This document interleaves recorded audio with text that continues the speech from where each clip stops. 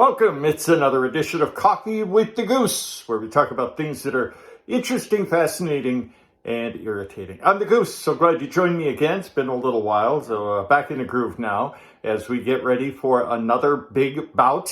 Another Filipino champion defending his crown. In this case, of course, it's Magnifico. Magsayo, a great boxer from Bohol in the Philippines, putting his undefeated record on the line. This will happen on July 9th in San Antonio, Texas, against the number one ranked contender in the WBC. And that, of course, is Vargas, product of Mexico.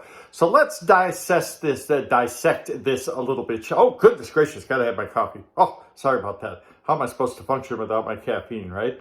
And my dog Cooper agrees. My coffee is, very strong, like my opinion. And, of course, you got some creamer in there to make it sweet. Oh, so sweet, just like me. Okay, here we go. This should be a great matchup, by the way. Of course, Magsayo, after winning his title back, I believe it was January, against Gary Russell Jr. in Atlantic City, New Jersey, he immediately wanted to take on a couple of the other defending champions and the featherweight champions. But the powers that be in the WBC said, no, not so quick. You have to fight the number one ranked contender. And this guy's good. He's unbeaten, just like Magsayo. Vargas is 31 years old. He's from Mexico, as I said. He's tall, he's rangy, he's unbeaten. He's 35-0 with 22 KOs. And he's got a great resume. Great resume. You hold nothing against this guy. Nothing's cheap. Nothing comes cheap or easy for Vargas.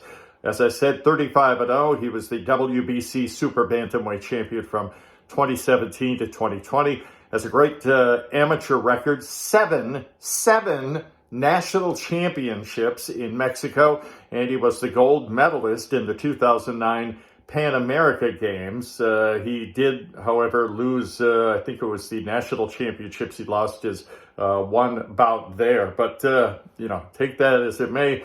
Vargas is a great fighter and a great boxer, as all Mexicans are. Now, he came out of the gate strong, winning 15 of his first 16 bouts by KO. But, now let's not get fooled by this, because, in the early part of your professional career, for whatever reason, you don't want to take those bouts too seriously, because many times you're fighting someone like you who doesn't have a whole lot of experience, so they don't have a great resume, and you don't want to take it too seriously. But be that as it may, Vargas won them all. But I'm going to get into his power and, what to look for in his bout with Magsayo in a moment. But first, let's tell you about Magnifico Magsayo. Again, he won the WBC featherweight title over Gary Russell Jr. Magsayo is, 26 years old. He'll be 27 by the time this fight takes place. I believe he will be in San Antonio. He's 24-0 with 16 KOs, and he's a scary fighter. If you've watched him in the ring, you'll know what I mean. He doesn't back down. Just as Vargas is a typical Mexican fighter with all the strengths that come with that, Magnifico is a typical Filipino fighter. He's coming at you. He's a warrior. Now, he, like Vargas, has a great amateur record as well. He started boxing when he was 8 years old. He has over 200 fights under his belt in the amateur ranks. He is a 4-time national champion in the amateur boxing realm in the Philippines. So he's a great one. There's no doubt about it. And we like Magsayo. He was gracious enough to give us an interview after his victory over Gary Russell Jr. So Magsayo's a great guy, and we look forward to talking with him again soon, maybe hopefully before his fight with Vargas. Now, what can we look for in this fight? It's going to be great. Whoa, let's not shake too much. I'm not shaking, it's my camera. What can we look for? It's going to be exciting. Again, two undefeated champions going at it. Now, again, you need to scratch the surface. Don't just look at the initial numbers and go, oh my God, this is amazing. They're all just human, and their opponents will look for weaknesses, as all of us do, and Magsayo and Vargas are no exception. They have weaknesses as well, and that's what these guys, the opponent, is going to be looking for. Now, is Vargas a scary knockout artist? Well, he's knocked out 22 guys in his 35 wins, but no, not really. He's not this intimidating guy. He's tall, and he has reach as well. He's 5'10" and a half, which is pretty tall for a featherweight, with 70.5 inches reach. That's pretty rangy, and quite an advantage over Magsayo, who is 5'6" and a half with 68.5 inches reach. But again, don't take that at face value. I'll tell you why here in a second. Back to Vargas's power or lack thereof. 22 KOs. His last KO was 5.5 years ago in 2016. And the last three of his knockout victims, 4 of them anyhow, did not have stellar records. So they're not, he's not taking on big bad, the boogeyman and knocking him out. His last knockout victory in 2016 was over Alexander Munoz. Munoz had 10 losses in his career, so it's not the first time he's lost. How about the last KO before that? Christian Escobar, 21 losses in his career. Okay, so we're not really that impressed either. Nestor Panigua, 11 losses, and another one of his knockout victories. I can't remember the guy's name. He had 24 losses in his career. So, he's faced great fighters, no doubt about it. But is he knocking out great fighters? No, he's not. So Vargas has his strengths. Again, he's a great fighter, and he takes advantage of his reach and footwork to stay out of harm's way. Mark Magsayo, on the other hand, is a knockout artist. Beware. He's an absolutely scary beast in the ring. And even though he didn't win over Gary Russell Jr. by knockout, you could tell by watching the fight in the first few rounds that Magsayo is, again, coming forward, plotting, coming at you, and there's no escape. You eventually have to stand there and deal with him face to face.